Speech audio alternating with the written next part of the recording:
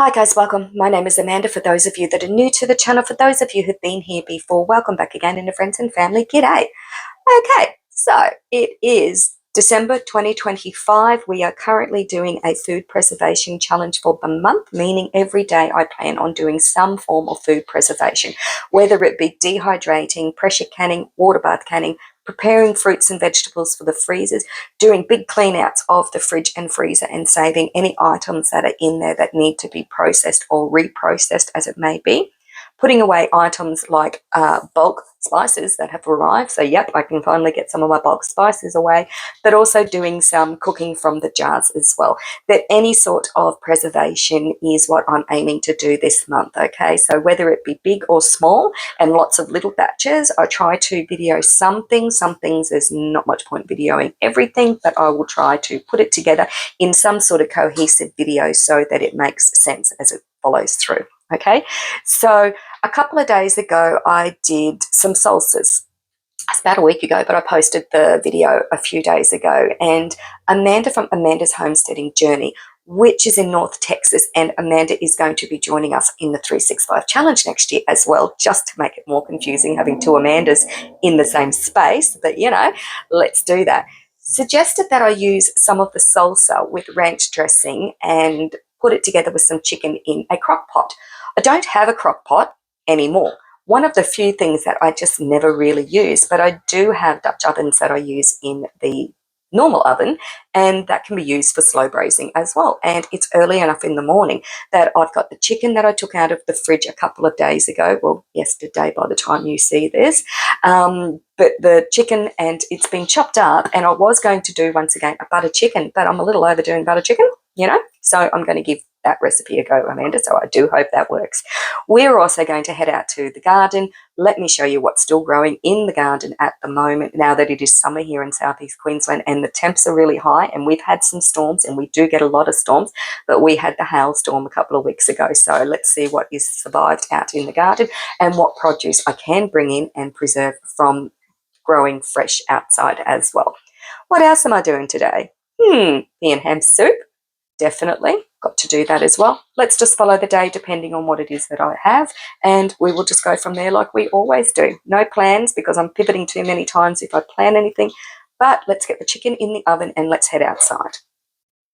So this is one of the salsas that I did using just a no branded lid. All of the rest of them are branded, and can you see the chink in the lid? This is water bath. Imagine if I'd pressure can that would have blown for sure, but it's sealed. You know, there's not a problem with it. And this one I did on the 30th, but, you know, it's fine. I do have an older salsa, but this one's got a damaged lid, so it's a priority. Let me get rid of this one. I've chopped up my chicken. We made ranch dressing seasoning yesterday. Let me find that. Okay, so there's our ranch. Remember I said I put it into a quart jar and I need to transfer it into a smaller jar. Perfect time, since I'm going to be reopening this because this is vac sealed. All right, so crock pot, no, Dutch oven. So this is what we use normally outside in the smokers when I'm doing a roast, or when I'm doing some of the breads even in the oven. So that is why the outside is like that, because it's been in the fire. All righty, so Amanda, tell me, do I need to add any oil to this? I don't know, but I'm going to. I'm going to add a little bit of coconut oil to the bottom, just in case, because I'm using chicken breasts, which are really, really lean. So I'm hoping that's okay, but, you know. This is the first time I have seen our coconut oil actually liquefied, which is really weird for me because I'm used to just grabbing a scoop. Alrighty, so, I don't know, that much. I just want to make sure that the chicken doesn't stick, and like I said, because it is so lean and there's no skin, there's nothing on that, I just want to make sure we don't have any issues while it's cooking, although it will be cooking slow and at a reasonably low temperature. I'll probably put it in the oven at around, let me think, it's going to be long and slow, so I'm just going to say about 150 and just put it in there and just leave it. I'll check on it during the cooking process if I have to change the temperature. I do. It's not a big deal. This is technically how I'd normally would be cooking most of the time anyway, especially if I saw a recipe I wanted to try. But, you know, Mum used to find recipes and then she used to change them. And then in the indexes of the recipe that she'd written out, she would score what the family thought of it. So if Dad thought it was really good, it might get 5 stars. If he didn't like it, then it might get 1 star. Some things would be never to be made again type of thing. You know, that's just how my mum would go about dealing with recipes, making recipes, creating recipes, and we've always done the same. Well, I have when it comes to cooking. That's how I cook. Rarely will I follow a recipe to the letter unless I have to for whatever reason. Maybe a pavlova, I don't know. Okay, and bread. But even bread I fiddle with too. Smoky salsa. We will put this one in as well. Now, ordinarily, especially when it comes to our pressure canning jars, you shouldn't be using your metal utensils because you can damage your jars. Just saying. So preferably using the silicone spatula or a wooden spoon, even anything other than metal, because metal can damage your jars. And these jars are not cheap. Let's just say that. They are not cheap. They are an investment, so we do tend to want to look after them. Alrighty? Especially brand new jars. I definitely don't want to damage that one. Ranch dressing. Now, Amanda said a packet. Now, 1 packet of ranch dressing is 3 tablespoons of the mix that I make up. All right, that works out to be about 15 grams, which is what a packet of ranch dressing normally would be. So I'm going with that number, 3 tablespoons. That I will transfer into a different jar. And when I do, I'm just going to replace the top and the lid, because this one has already been written on. So that way I'm not wasting that as well. Alrighty, I'm guessing I'm just going to be mixing this and putting it in the oven with the lid on. That's the aim anyway.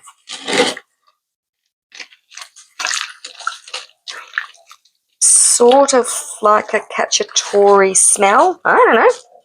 We'll give it a go. Thanks for that tip, Amanda. We will let you know, or I will let you know, what the family think. The thing about this, though, it is a new recipe for the family. It smells lovely. New recipe for the family. And I'm just thinking what I'm going to put this with because it's tomato. Well, we'll see what it's like when it's cooked because my son and husband will need to taste it because it is chicken. We'll see how that cooks up and then I'll decide what goes with it. All right, first job done. Let's go out to the garden. Okay, so let's get some of the produce out of the garden because this will not last all winter. So we've got some parsley. We also have some thyme and I have my beautiful green shallots. I'm making pea and ham soup, so we're going to be needing some of these green onions.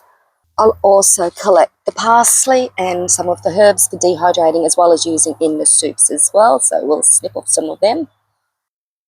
It looks like a mess, but there's lots of yellow tomatoes. So I'll also collect all of those as well. And I have some of the chilies. We've got a couple of new raised beds going in as well because, you know, you just can. Alrighty, let's get the tomatoes.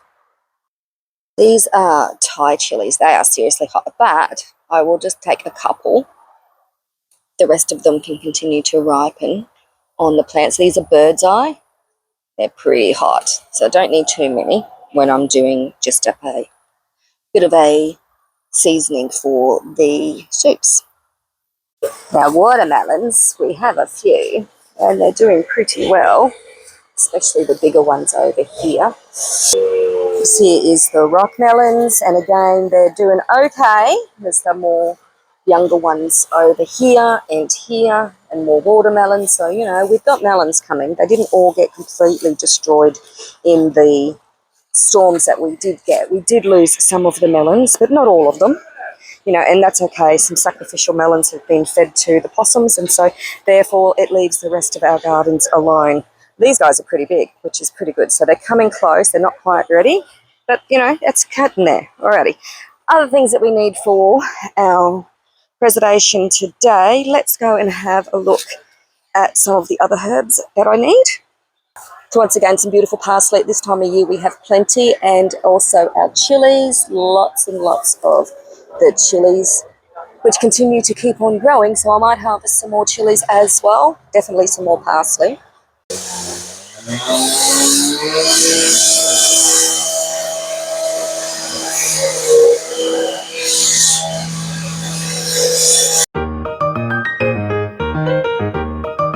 we've got Italian parsley as well as some really nice looking celery at this time of year. So I'm going to save some of the celery at the moment and some of the Italian parsley as well. This here is potatoes, but these are our itty bitty tiny cucumbers. I want these for gherkins, so I've definitely got to harvest some of these. Okay, that is enough from these raised beds for today's preservation. I've removed all of the gherkins, which are the immature cucumbers, as well as all of any cucumbers that were left growing that hubby had missed. And there was about 4 or so. So let's head inside. I've got jobs to do. Right, we're back inside. We've got our basket of goodies. Let's see what it is we're going to do, because this is how the day works. It works on what grows out in the garden and how much I need to preserve. A lot of this is going to go into the dehydrator as well as go into some of today's meals, you know, because they are. Of course, I found some cucumbers, even though I picked all of these myself yesterday. I even managed to miss a few. I mean, they grow fast, but not that fast, but still. So I've got 3 of them, and they're being nibbled on a little bit as well. Not a big deal. I'll just trim that off and we will put them to use. If I'd left them out there, I'm pretty certain the cockatoos would have managed to get the rest of them as well.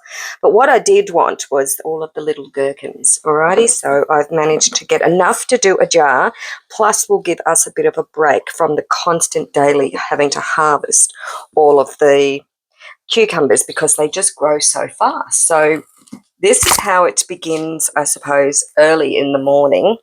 By about midday, they're kind of looking like that. By the end of the day, they're looking like that. And give it another day, and I've got that. So they grow so fast. We do need to harvest them every sort of 12 hours. Now, when we are picking our gherkins, and I've just explained the same thing to my husband, once you're able to easily rub off the spines, cucumbers have these little tiny spines all over them. Once you're able to easily rub them off, they're ready to be picked. Okay, so even this size, easily able to rub off those little spines. So that size is okay. Go smaller this size here, which are really itty bitty tiny ones. And again, those little spines are easy to rub off. So they can be eaten at that stage. I would prefer my husband to be picking them all at this stage, but as the season has progressed, he's starting to pick them smaller, or aiming to. I have loads and loads of Italian flat parsley. I don't have any of this preserved yet, so I will definitely be putting some of this away, so into the dehydrator. This is going to go, and I'll be using this as well for some of the fresh tomato meal, so I will reserve some of this as well. I brought in some of the celery, as I said I would, because at different times of year we don't have any celery growing. Grows pretty well through winter, but in the height of summer, it gets too hot for it. It's as simple as that. It will bolt. So at the moment, a decent bunch of celery. So I can trim all of this off. I can keep the tops, but it's the stalks that I want to preserve as well. So I've definitely got to do that as well. Standard curly parsley. I've recently blended up all that I had dehydrated, so that whole big chunk can go into the dehydrator as it is and just dry away. Chilies, we need to use some of the chilies, both the red and the green as well. And I've kept brought in some of the green onions or shallots because I am doing a pea and ham soup, and pea and ham soup always has some leeks or green onions in it, so that's going into the pea and ham soup. That leaves me with a basket full of tomatoes to sort through. They are the low acid yellow tomatoes. I don't have any fresh tomatoes in the fridge at the moment. Some of them, this is what happens when they get too much water from the rain, they burst. Okay, so that one needs to go back out to the compost pile, but the rest of them are fine for fresh salads because the curly parsley and the tomatoes with some of the pickled red onions is a beautiful fresh salad, almost like a tabbouleh, but it doesn't have the grain in it. So I'll be making up some of that as well for me. So I don't need very much. So these tomatoes will all get used. I'll put them into one of our strawberry punnet containers because they're vented, and then they can go into the fridge. So I will load up the dehydrator trays, and put aside any of the produce that is going to go into the fridge for now or later, and then we can get on to today's jobs, because I have quite a few of them to do today as well. I found a bunch of bay leaves when I was outside. I think I've said that before, that I like to raid the bay tree. We do go through a lot of bay leaves, and I only have 2 containers of bay leaves at the moment, so they'll all go in the dehydrator as well. So lots of jobs to do today as far as preserving all of these greens. They're all going to go into the dehydrator along with some bay leaves and whatever else.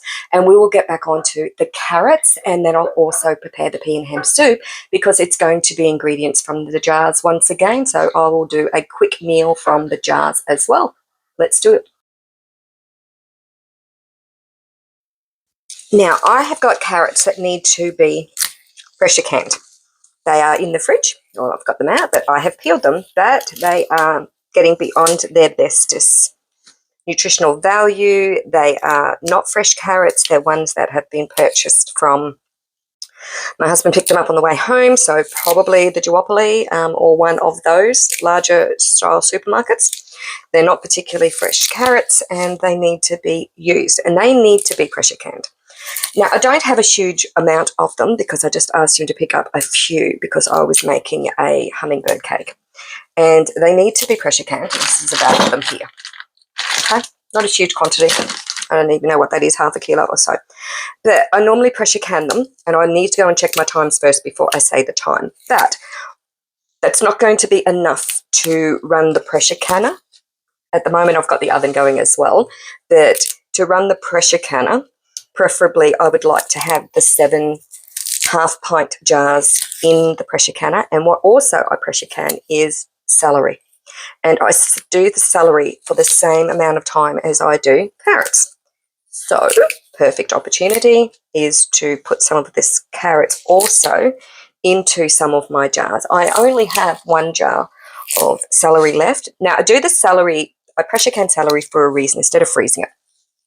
So I pressure can it, and I can it in water, and then as the celery is cooked during the pressure canning process, it releases all of its flavour into the water, and you end up with like a celery stock.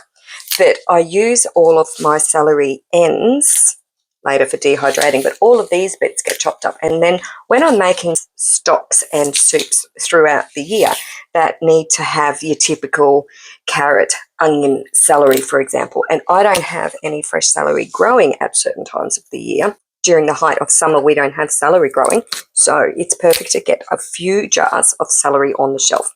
It doesn't need to be a huge amount, it just needs to be some. This is one of those ingredients that you do need to have, in my opinion, as part of your standard pantry, whether it's dried or whether it's canned or even frozen. Frozen, they get a bit icy, so I tend not to prefer to freeze them. Sorry, these are young celery plants, so perfectly good to be preserved in the pressure canner, and it's a short period of time. All of the nutrition will go into the water, which means I can then use that. I also, when I blanch my celery, I also save that water as well. If you're blanching celery for freezing, and I save the water, do the same thing, put it into a jar, and then put that into the pressure canner when I'm pressure canning, and preserve that, because it's just essentially stock. So it's just like celery, I call it celery water or celery stock. It's just like a vegetable stock, and it just simply needs to be pressure canned for 25 minutes for a quart, 20 minutes for a pint, so not very long at all. So usually I can find other recipes or other ingredients that also have got a short amount of time. When I pressure can, I'm always thinking of what other things I can put in the canner, so I can use of the canner. So it's not just going to be doing just capsicums or just tomatoes or just prawns, for example. If I can find ingredients that I have either in the freezer or fresh that I can use at the same time and put them into the canner, it saves money as well, because I'm only using the canner one time. It also saves time because I'm not having to constantly cool my canners down and start again. So I will be doing carrots, and I will also be doing the celery. I have all of these tops, so I'll put them in the dehydrator as well. Okay, so I have some tomatoes, some parsley, and some chilies, all going into the freezer. So I've still got fresh produce coming in from the garden as well. Okay, so I have split peas, just the green split peas. This is 1 cup's worth that were dried, and they've been soaking in some liquid overnight, and they are ready to be made into a soup. Really simple. 1 cup of split peas to 2 cups of broth or stock. What I've made up is 4 cups of broth or stock, so, it's going to be a little bit thinner than normal, but everybody knows pea soups get thicker and thicker over time if they ever last that long to thicken. So we are going to just grab a saucepan, soup saucepan, and we're just going to put all the ingredients together and put it onto the stove because it needs to cook for a couple of hours. So I'm just going to chop up my onions, and I'm just going to use shears. I'm not even going to use a knife to do this because it will break down during the cooking process anyway. But these green onions, being fresh green onions, are just going to break down over that period of time anyway. Really simple to make the soup out of the ingredients from the jars. Takes no time in comparison to what it used to, and it'll free up the rest of the day for me to do other jobs. I have the chicken in the oven as well, and it smells amazing, so I think that one's going to go down well, probably with some potatoes that I will get out of our potato drawer as well, because I do need to check on the potatoes. They're from the garden, and we're in December. I think I'd have to go back and check the video, but I think they will pick the first week of October. I'll need to go and check. I'm going to throw in to this soup a few stalks of celery as well. Not many, doesn't need much. It's just for flavour, like I said. I also will get some of the ingredients off the jars. Okay, so jars that I'm going to use. This is our ham broth that I made yesterday, which is made with the ham bone that's been in the freezer since Christmas of last year. So that is how long that was saved for. I didn't realise it was in there, to be perfectly honest. I knew there was new ham hocks because I'd bought them for winter to make soups, and they were the 2 left over from a box of hocks that I bought. Alrighty, this is a jar of onions, which was pressure canned for 40 minutes. They're going straight in, and again, they're just been cooked with water, so it's just pure onions and water, and into the pressure canner they have gone. They are already cooked. They're perfect to be drained and put onto a barbecue, for example. Really quick to make soups because we know how long it takes for onions to caramelise and break down. And they've already got all of that beautiful flavour in the liquid, which is why I like to pressure can my onions. I do keep fresh onions as well. These were done back in July. Okay, so they smell pretty good. Alrighty, they are going in to our soup as well because we're just building layers of flavour, nothing special. The ham stock from yesterday, we will just pop that top as well. And we're going to pour it all in. I'm still deciding whether to keep the ham out because I might be pureeing this. I think that's probably what I'll do. It doesn't affect the making of the soup, not putting the meat part into the soup at this stage because it's got all that flavour in the stock. So I will reserve the meat and then make a decision later whether or not I want to blend up the soup. It's better to do it that way than regret putting it in and not being able to have that texture of the meat in the soup. However, peas, I've got to drain those and give them a wash and just pick over them just to make sure there are no discoloured or rocks in particular, but any discoloured peas, but always checking for rocks when you are using dried peas and beans. So I will do that next as well. And that would be the peas all ready to go in as well. Pivot once again. Chicken stock. Beautiful golden chicken stock. This was canned back in June. It was pressure canned for 20 minutes. Why not? Let's add that as well. Like I said, I haven't added the meat yet. So this is all stocks and broths going in here with that liquid and all of the aromatics. Onto the stove, this guy's going to go for at least a couple of hours. Okay, while the pressure canner is coming up, I've just taken the chicken not a few minutes ago out of the oven and transferred it from the Dutch oven into a Pyrex dish to go into the refrigerator. A lot more liquid than I expected, actually. But you know what? That's perfect because I can easily thicken that and make a beautiful sauce. Thanks very much, Amanda, for that recipe. My son says it is delicious, so if you've got his tick of approval, that's pretty good. Alrighty, we also have now got the pea and ham soup. I have blended it up. And I've got 1 quart and 1 pint for hubby, and they've not been pressure canned or anything. I'm just storing them in the jars for easy transport in the fridge. So he'll take this one to work tomorrow, and then that gives him 2 more for the next couple of days as well. Beautiful. Perfectly done. And I did blend the soup up with an immersion blender and then add the ham pieces back to it afterwards for textural reasons. It's pretty good. So that brings us to the end of what is our third in our series of preservation for the month. I've completed the pea and ham soup, and I've got the chicken cooked, as well as the herbs dehydrating. So I'm currently doing some pressure canning, and we will be doing a standalone pressure canning video for the next one of the series. Thanks very much for joining me. Bye now.